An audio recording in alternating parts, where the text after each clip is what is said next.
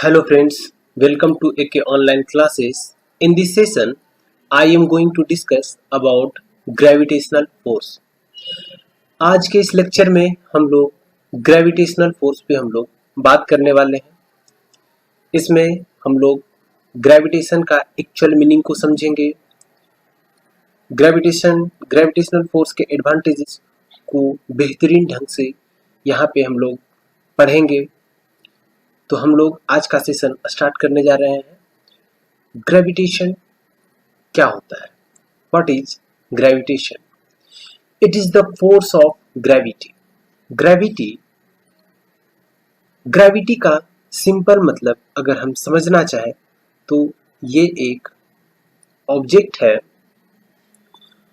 इसमें number of particles होंगे और नंबर ऑफ पार्टिकल्स जो अरेंज होंगे उसके बीच में कुछ डिस्टेंस होगा। जैसे कि ये दो पार्टिकल्स हैं, इसके बीच में कुछ डिस्टेंस होगा। तो ये डिस्टेंस अगर बहुत ही कम होगा, मतलब कि दोनों पार्टिकल्स बहुत ही नज़दीक होंगे, तो दोनों पार्टिकल्स नज़दीक होंगे तो दोनों पार्टिकल्स के बीच का अट्रैक्शन फोर्स बहुत ही ज़्यादा होगा, जिसके कारण बॉडी को हम लोग हैवी बॉडी हम लोग कहते हैं।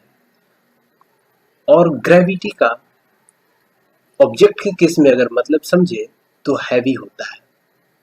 जैसे कि यहाँ पे ग्रेविटी के बारे में कुछ लिखा गया है। The word gravity which comes from the Latin word Gravitas which gives the idea about heavy in case of object. Object के केस में इसका मतलब हैवी होता है। ठीक है, अब हम लोग ग्रेविटेशनल फोर्स के डिफिनीशन को हम लोग समझते हैं कि ग्रेविटेशनल फोर्स क्या होता है। ग्रेविटेशन तो समझ चुके हैं और ग्रेविटेशनल फोर्स को अब हम लोग समझते हैं। It is a non contact force of attraction that acts between two massive body और ऑब्जेक्ट। यह नॉन कॉन्टैक्ट फोर्स है। किस तरह का फोर्स है? नॉन कॉन्टैक्ट है और अट्रैक्शन का फोर्स है। नॉन कॉन्टैक्ट फोर्स, हाँ, नॉन कॉन्टैक्ट फोर्स मतलब कि दो ऑब्जेक्ट के, हैवी ऑब्जेक्ट के बीच में ग्रेविटेशनल फोर्स लगता है, ये तो हम लोग को पता है। और ये हैवी ऑब्जेक्ट के बीच में ये लग रहा है तो ये कुछ डिस्टेंस मेंटेन करेगा। दोनों ये नज़दीक बढ़ भी सकता है, घट भी सकता है, लेकिन कुछ डिस्टेंस पे ये होगा। जब ये डिस्टेंस पे होगा तो इसके बीच में एक अट्रैक्शन का फोर्स लगेगा, तो ये नॉन कॉन्टैक्ट हुआ। कॉन्टैक्ट मतलब कि दोनों टच के कंडीशन में होगा, ये कॉन्टैक्ट फोर्स हो गया।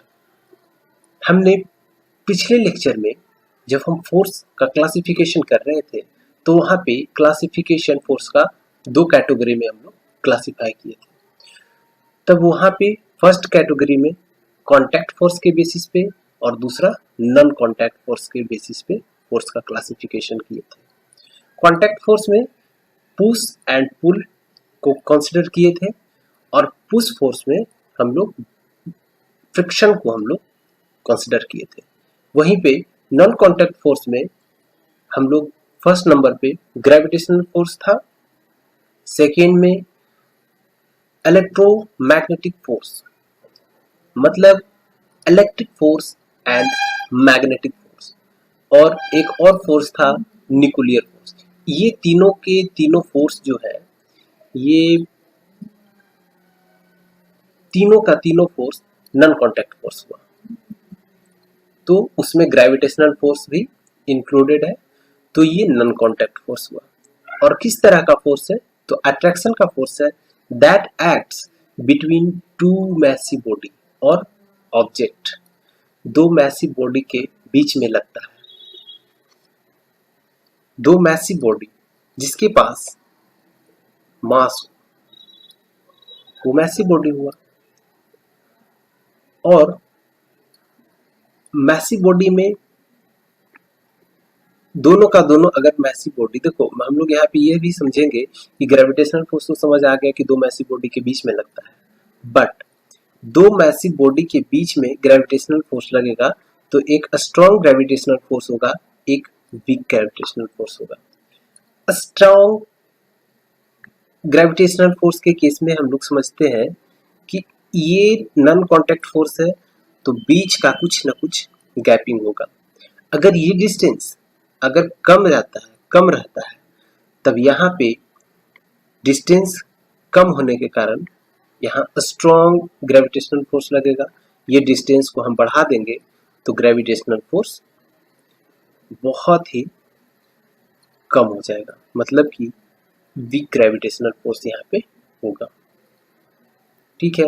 और ग्रेविटी के बारे में मैं सिंपल सी बात कहूँ, एक इसका सिंपल अगर ग्रेविटी के बारे में मैं कहूँ तो हैवी ऑब्जेक्ट में बेस्ट हम लोग अर्थ को रखते हैं एग्जाम्पल के रूप में, तो ये अर्थ हो गया। और ग्रेविटेशन का एक दूसरा मीनिंग ये भी होता है अर्थ। तो हम अर्थ पे स्टडी कर रहे हैं, तो अर्थ हम सभी को अपने तरफ वो अट्रैक्ट कर रहा है, तभी तो हम लोग अर्थ पे सही ढंग से हम लोग रह पा रहे हैं।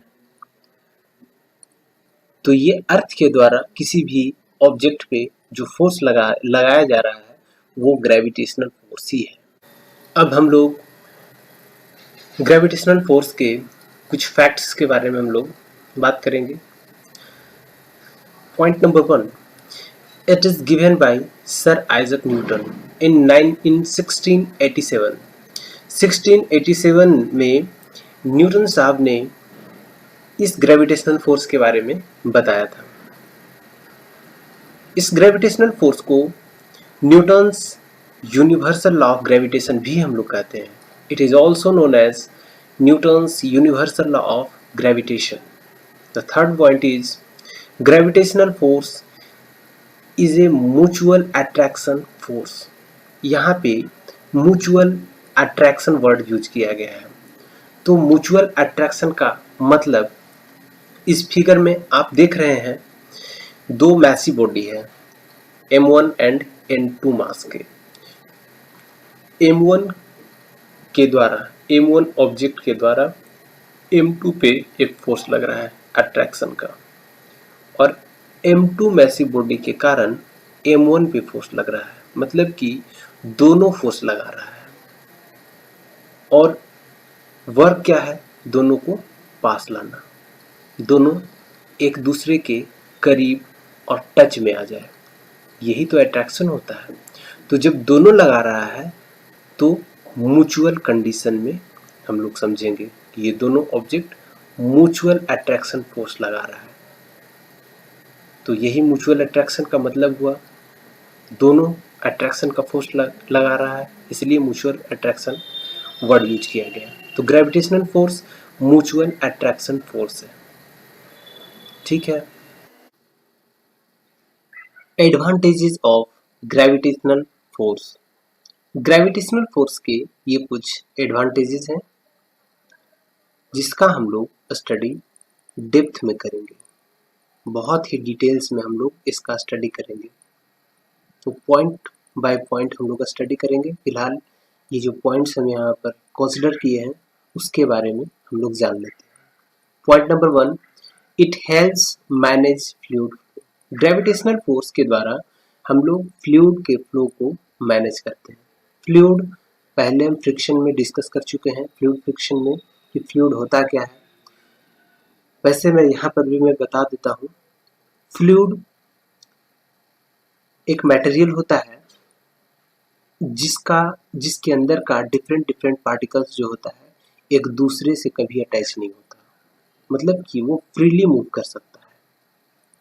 और फाइनली हम कह सकते हैं कि फ्लूइड मटेरियल्स के पास अपना कोई शेप नहीं होता। तब आप कहेंगे कि इसमें एग्जाम्पल में एयर आ सकता है, वाटर आ सकता है। बिल्कुल, एयर और वाटर फ्लूइड का ही एग्जाम्पल है। Point number 2, it allows earth to retain its atmosphere.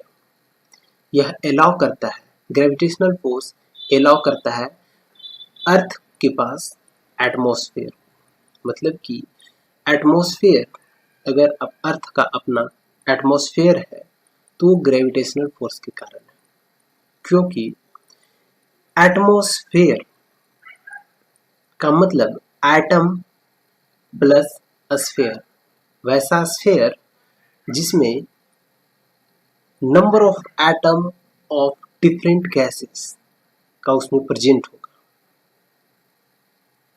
ठीक है, तो वो एटमॉस्फेयर हुआ। तब उसके पास जो कुछ भी मॉलिक्यूल्स, जो कुछ भी पार्टिकल्स हैं डिफरेंट गैसेस के, उस पर ग्रेविटेशनल फोर्स लगेगा अर्थ के द्वारा, जिसके कारण वो सारे का सारा पार्टिकल्स अर्थ के बहुत ही नज़दीक आ जाएगा। और जब अर्थ के बहुत नज़दीक आ जाएगा तो ये हमारे अर्थ के चारों तरफ, वही तो एटमॉस्फेयर एग्जिस्ट कर रहा है। तो ये किसके कारण हुआ? ये ग्रेविटेशनल फोर्स के कारण हुआ। तो ये ग्रेविटेशनल फोर्स का एडवांटेजेस हो गया। Third point, it keep things in the same place. अगर हम किसी ऑब्जेक्ट को किसी भी प्लेस पे हम लोग रखते हैं और कुछ समय के बाद हम लोग ऑब्जर्व करते हैं, तो पता चलता है कि जो ऑब्जेक्ट जिस प्लेस पे हमने रखा था वो वहीं पे एग्जिस्ट कर रहा है, वहीं पे है, वो कहीं मूव नहीं किया। तो ये किसके कारण हुआ? तो ये ग्रेविटेशनल फोर्स के कारण हुआ, ठीक है। Fourth point, it keeps our muscles and bones up and working. Muscles और बोन को एक सही अरेंजमेंट में अगर कोई रखा हुआ है तो वो है ग्रेविटेशनल फोर्स। अगर सिंपल मतलब यहाँ समझे तो किसी भी बॉडी का अगर एग्जिस्टेंस है तो ग्रेविटेशनल फोर्स के कारण है। अगर ग्रेविटेशनल फोर्स नहीं लग रहा होता है तब वो कोई ऑब्जेक्ट एग्जिस्ट ही नहीं करता, क्योंकि नंबर ऑफ पार्टिकल्स उसमें है कोई भी ऑब्जेक्ट में जो कि एक दूसरे से अट्रैक्ट कर रहे हैं। तो अट्रैक्शन के कारण वो एक दूसरे से कनेक्टेड है, जुड़े हुए हैं, और जिसके कारण एक फिक्स बॉडी बनता है। तो मसल्स और बोन रहेंगे तभी तो वर्किंग करेंगे, और वो है तो किसके कारण? ग्रेविटेशनल फोर्स के कारण। तो ये ग्रेविटेशनल फोर्स का एडवांटेजेस हो गया। Fifth point is it being able to store its energy as potential energy allows us to harness it। Energy के अगर हम स्टोर करते हैं, और इसका एग्जांपल आप नीचे देख सकते हैं वाटर डैम, वो तो वाटर डैम में वाटर को हम लोग स्टोर करते हैं। तो वाटर का स्टोर करना, दैट मीन्स हम लोग कह सकते हैं कि ये वॉल्यूम को कवर कर रहा है, और वॉल्यूम में एरिया में हाइट को मल्टीप्लाई करते हैं। तो कोई भी ऑब्जेक्ट अगर ग्राउंड से कुछ हाइट पे अगर है तो उसके पास पोटेंशियल एनर्जी होता है, इसीलिए हम लोग एनर्जी को स्टोर करते हैं पोटेंशियल एनर्जी के फॉर्म में, और उसका यूज अगर हम करना चाहें तो एनर्जी कन्वर्जन के द्वारा हम लोग उसका यूज हम लोग करते हैं। जैसे यहाँ पे वाटर के पास पोटेंशियल एनर्जी है तो उससे विद्युत उत्पादन करते हैं। तो विद्युत उत्पादन करने में पोटेंशियल एनर्जी जो है इलेक्ट्रिकल एनर्जी में कन्वर्ट करता है, और जब इलेक्ट्रिकल एनर्जी में कन्वर्ट करता है तो इलेक्ट्रिसिटी के फॉर्म में हम लोग उसका, इलेक्ट्रिकल एनर्जी के फॉर्म में हम लोग उसका यूज करते हैं। तो ये किसके द्वारा पॉसिबल हो पाया? तो ग्रेविटेशनल फोर्स के द्वारा। Next point is without gravitational force we should never get up. बिना ग्रेविटेशनल फोर्स के फाइनली हम लोग ये कहें कि हम लोग कुछ नहीं कर सकते, हम लोग कुछ प्राप्त ही नहीं कर सकते हैं ग्रेविटेशनल फोर्स के बिना, क्योंकि हमारा एग्जिस्टेंस ही नहीं होगा। पहले तो सिंपल सी बात ये है, अगर चलो एग्जिस्टेंस मान ली कि चलो एग्जिस्टेंस है, तो हम लोग ग्राउंड पे हैं और ग्राउंड हम लोग को एक अट्रैक्शन फोर्स के द्वारा वो हमें खींच रहा, तभी तो सभी ऑब्जेक्ट एक दूसरे के आसपास में है, जहाँ पे रखेंगे वहीं पे रहेगा, और हम फाइनली अगर उसे एक प्लेस से दूसरे प्लेस पे ले जाना हो तो हम लोग इजीली ले जा सकते हैं। और अगर ग्रेविटेशनल फोर्स नहीं होता तो ये जितना भी अरेंजमेंट आप देख रहे हैं वो कुछ भी नहीं होता। तो ये 6 पॉइंट थे। अब हम लोग एक एक पॉइंट को डिटेल्स में समझेंगे। फर्स्ट पॉइंट हम लोगों का ये था, it helps manage fluid flow. Fluid flow को ये मैनेज करता है। यहाँ पे फ्लूइड मटेरियल के रूप में हम लोग वाटर का यहाँ पे यूज कर रहे हैं। तो कोई भी रिवर का एग्जांपल अगर हम लोग लेते हैं तो रिवर में तो हम लोग सिंपली देखते हैं कि यहाँ वाटर है, बट वहाँ पर भी डिफरेंट लेयर्स में वो डिवाइड्स रहती है। ठीक है, तो ये फर्स्ट लेयर सबसे टॉप लेयर को मैंने ये बताया, उसके बाद second layer, third layer, fourth layer and the last one is fifth layer. तो यहाँ पर सबसे टॉप लेयर का जो भी वाटर का पार्टिकल्स होगा उस पर भी फोर्स लग रहा है ग्राउंड के द्वारा। उसके बाद सेकेंड लेयर का भी पार्टिकल्स है, उस पर भी फोर्स लग रहा है। थर्ड लेयर के पार्टिकल्स पर भी फोर्स लग रहा है।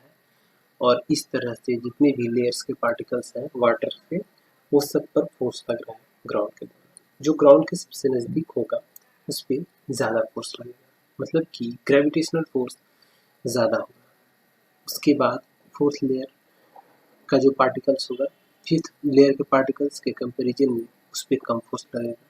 मतलब कि ग्राउंड से जैसे जैसे डिस्टेंस बढ़ेगा वैसे वैसे फोर्स कम लगेगा। तो सबसे जो टॉप लेयर फर्स्ट लेयर, उसके पार्टिकल्स पर बहुत ही कम फोर्स लगेगा, जिसके कारण से उसकी फ्लो जो होगी बहुत ज़्यादा होगी।